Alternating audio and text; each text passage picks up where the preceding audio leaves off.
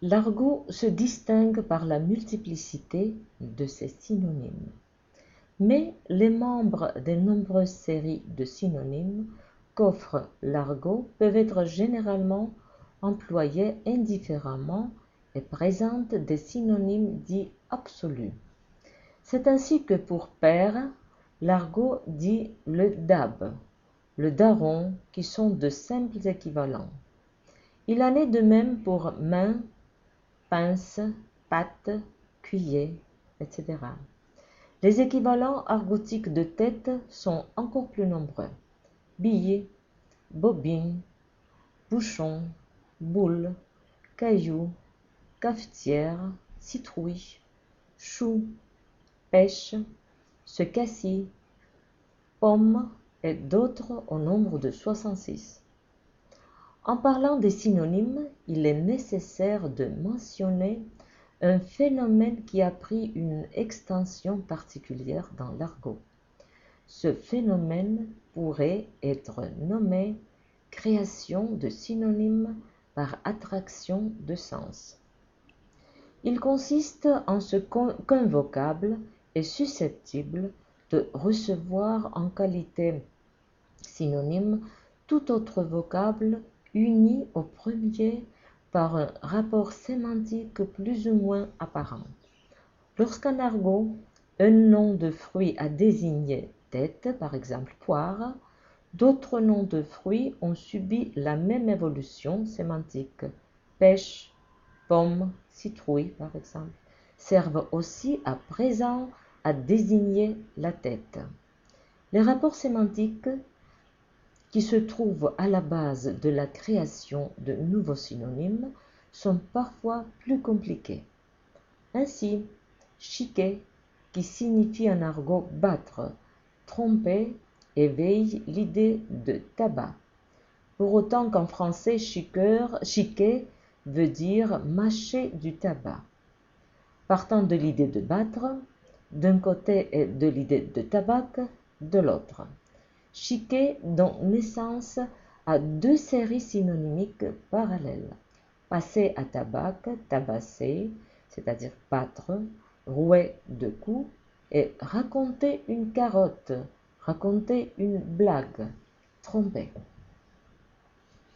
Au cours des siècles, l'argot des déclassés a fourni au français littéraire une partie de ses vocables par l'intermédiaire du langage populaire. Certains d'entre eux s'y sont incrustés si profondément qu'ils ont complètement perdu leur valeur argotique. Qui se douterait aujourd'hui de l'origine argotique des mots tels que abasourdir, de l'ancien basourdir, tuer, boniment, terme de Saltenbank, de bonir, dire, proprement en dire de bonne, bribe, qui signifiait à l'origine pain mendier, dupe, forme de huppe avec l'agglutination du d de deux, grivois, autrefois soldat, polisson, dont le sens primitif est voleur, de polir, voler.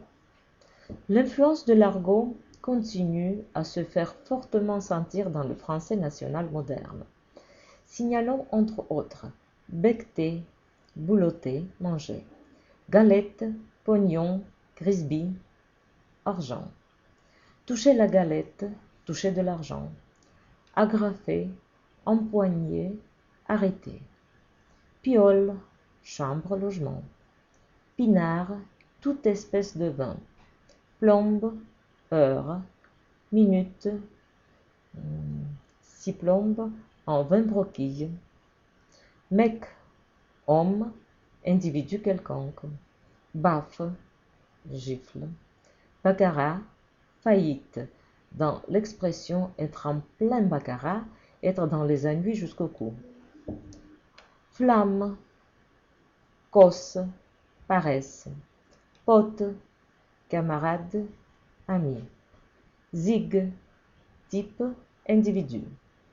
Bastringue, mal de guinguette.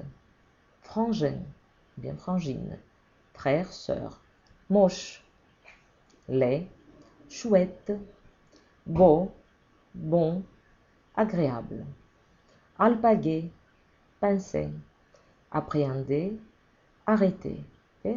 Mettre la main sur, s'emparer de, saisir quelqu'un.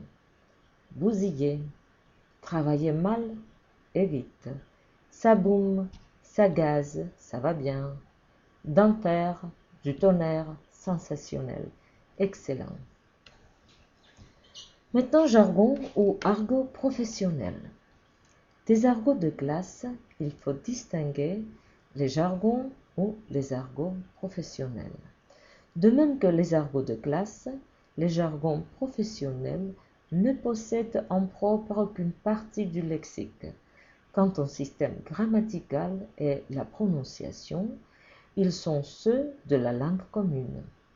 Les argots professionnels comprennent des mots et des expressions destinés généralement à suppléer les mots de la langue commune usités par les représentants de professions et de métiers différents.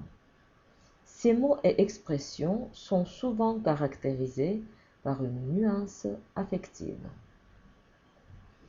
Les ouvriers possèdent dans chaque corps de métier un argot spécial.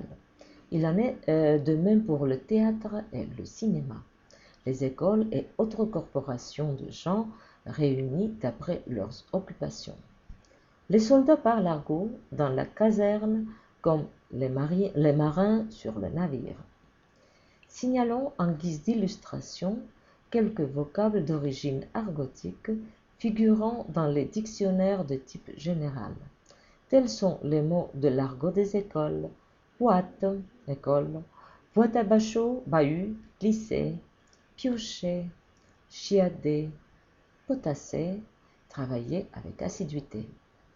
Diff, difficile, prof, professeur, matélème, mathématiques élémentaires, colle, exercice d'interrogation préparatoire aux examens et questions difficiles. Pion, répétiteur.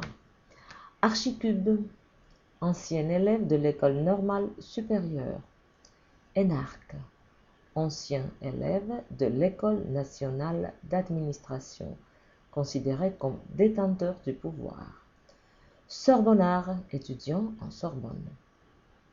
Dans l'armée, qui a son argot très étendu, ont pris naissance barda, équipement complet du soldat.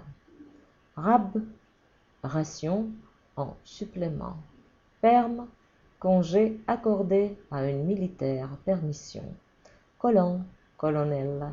Capiston, capitaine. Juteux, adjudant. Marmite, obus. Marmitage, bombardement. Pagnoter, roupiller, dormir. Barreau, combat. Tôle, prison militaire et beaucoup d'autres. Certains, en passant dans l'usage courant, ont acquis des sens supplémentaires ou bien ont élargi leur emploi. Ainsi, les godillots, en plus de chaussures militaires, désignent un inconditionnel, un fidèle qui marche sans discuter. Pinard, à partir de boissons préférées des soldats, c'est largement répandu dans le langage courant où il désigne le vin rouge ordinaire. Les jargons de classe, les jargons ou argots professionnels, de même que l'argot des déclassés, sont autant de ramifications de la langue nationale commune. Maintenant, la terminologie spéciale. Chaque science a sa propre terminologie qui est appelée à refléter ses progrès. Le terme est un mot qui désigne une notion spéciale. La terminologie spéciale présente un système établi de signes qui se caractérise par sa stabilité et sa monosémie. La polysémie ne fait que nuire à la terminologie qui exige une grande exactitude et précision dans la dénomination des notions scientifiques et comme telles sont privées de valeur expressive. De même que les jargons de profession, la terminologie spéciale n'a de particulier que son lexique. Elle l'enrichit en utilisant les procédés de formation du fond lexical usuel. Le développement de l'industrie, les progrès de la science font naître quantité de termes spéciaux. Ainsi, le progrès de la médecine a engendré nombre de composés avec le substantif thérapie, radiothérapie, alcoolothérapie, vitaminothérapie, télécobalthérapie, électrothérapie, hydrothérapie, physiothérapie, galvanothérapie. Les succès de la radiotechnique ont donné naissance à une multitude de termes formés à l'aide du radical télé qui signifie loin. Téléphone, télégraphe, téléphoner, télévision, téléviseur, téléspectateur, téléradar, télémétrie, télécommunication, télédistribution. Le mot latin radius, rayon, a aussi donné beaucoup de dérivés et de composés qui reflètent les progrès de la science. Radiodiffusion, radioélectricité, radioguidage, radiation, irradiation, radiochimie, radiobiologie, radioastronomie, radioisotopie, radioactive, radioactivité, radiocanal, radioconducteur, radiodétecteur, radiocontrôleur, radiophonographe, radioélément, radiophone, radiocanon. Les progrès de l'énergie nucléaire ont amené l'apparition des mots électron, positron, deutéron, proton, neutron, ion, ionisé, atomique, subatomique, atomistique, la science de l'atome, nucléonique, nucléaire, nucléonicien, réacteur. La terminologie spéciale et le fond lexical usuel sont en étroit contact, un échange perpétuel s'effectuant entre eux. Ainsi, la terminologie spéciale crée des termes nouveaux, en premier lieu à l'aide des suffixes usuels.